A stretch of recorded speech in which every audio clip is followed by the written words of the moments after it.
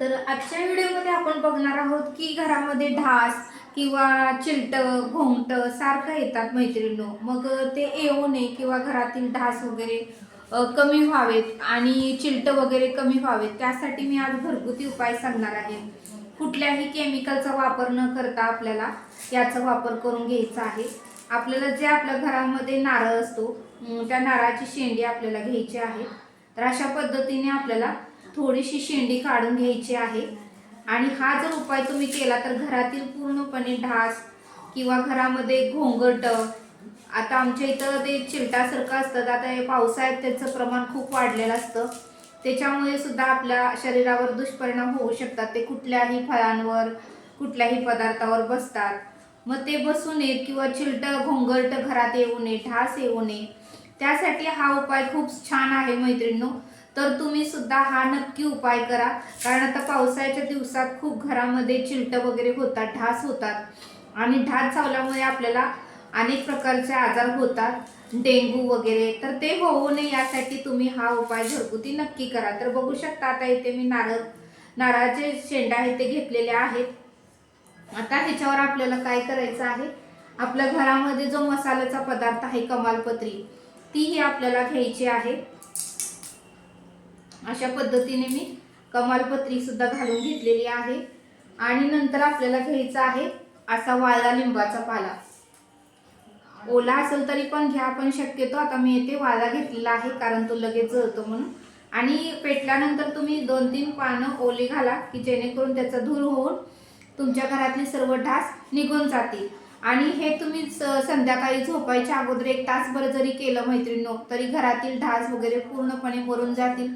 चिलटं राहणार नाहीत, घोंगरटं राहणार नाहीत.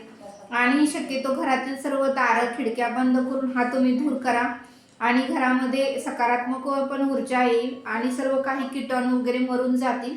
आणि शक्यतो तुम्ही पण काळजी घ्या, घरातील जे काही वस्तू भांडे वगैरे पाण्याने खूप दिवस भरलेले असतील तर ते पण तुम्ही ओतून द्या. घरातील कुंड्या, झाडं वगैरे भरपूर पाणी जर असेल तर त्याने सुद्धा ढास होऊ शकतात, आळी होऊन त्यानं ढास तयार होतो. तर ते त्याची सुद्धा तुम्ही काळजी घ्या. बाथरूममध्ये वगैरे पाणी जास्त साठू देऊ नका, सगळीकडे कोरडं ठेवा. आपल्या बेसिंगमध्ये सुद्धा सतत पाणी इकडे तिकडे सांडल्यामुळे सुद्धा ढास होऊ शकतात. जितकं आपल्याला पावसाळ्याच्या दिवसात आपलं घर कोरडं ठेवता येईल तेवढं तुम्ही ठेवण्याचा प्रयत्न करा. तर अशा पद्धतीने हे कापूर आहे तोही आपल्याला घालून घ्यायचा आहे. तुम्ही चुरा घालू शकता किंवा आपूट पण घालू शकता. तर एवढंच आपल्याला घालून घ्यायचं आहे. आणि आता आपल्याला हे पूर्णपणे आता मी हे तुम्हाला जाळून दाखवणार आहे आणि नंतर धूर सगळीकडे आपल्याला हा फिरवायचा आहे. याने आपले सर्व ढास वगैरे निघून जातील.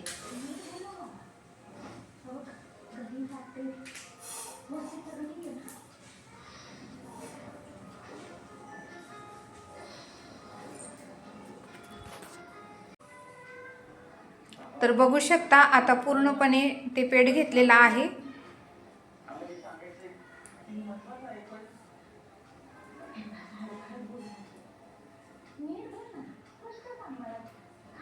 अशा पद्धतीने धूर आपल्याला सगळीकडे पसरून घ्यायचा आहे. आपल्या किचनमध्ये, हॉलमध्ये, बेडरूममध्ये, जिथे जिथे कोपरा, कानाकोपऱ्यात, खिडकीत ढास येतात ना, तिथे तिथे सगळीकडे आपल्याला हे पसरून घ्यायचं आहे की जेणेकरून ढास वगैरे काहीच येणार नाही घरामध्ये. तर तुम्ही हा उपाय नक्की करा मैत्रिणींनो.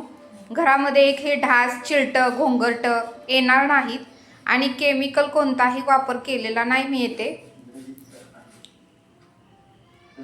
तर बघू शकता मैत्रिणी, तर अशा पद्धतीने आपल्याला सगळीकडे धूर पसरून घ्यायचा आहे. किचनमध्ये वगैरे, किचनच्या कानाकोपऱ्यात किंवा जिथे ढास वगैरे येतात, खिडकीत वगैरे आपल्याला सगळीकडे हे पसरून घ्यायचं आहे.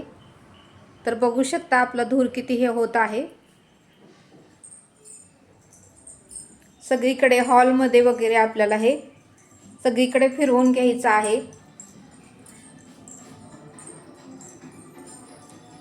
दाराच्या ठिकाणी घ्या तुम्ही, आणि खिडकीच्या ठिकाणी तुम्हाला मी दाखवते. खिडकीच्या कानाकोपऱ्यात सगळीकडे तुम्ही हे पसरून घ्या. की जेणेकरून एकही डास आपल्या घरामध्ये येणार नाही. तर बघू शकता